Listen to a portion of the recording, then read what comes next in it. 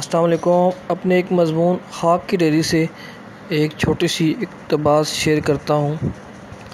मैयत को जब दफनाने जाते हैं तो देखा जाता है कि उसको दफना कर ऊपर पड़ियाँ डाल दी जाती हैं।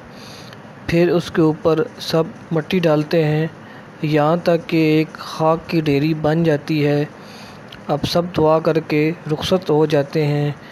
इस ख़ाक की डेयरी का मुकीम जाने वालों के कदमों की चाप सुनता है और उनकी बातें भी, लेकिन उसकी पुकार कोई नहीं सुन पाता क्योंकि अब वो एक अलग दुनिया का बासी है। आज ज़ाहिरी और बातिनी ज़िंदगी में पर्दा हायल हो गया है। दुनिया में जो भी ख़ाक की डेयरी की कदर नहीं करता, आज उसकी ख़ाक की डेयरी के साथ भी वैसा ही सलूक किया जाएगा।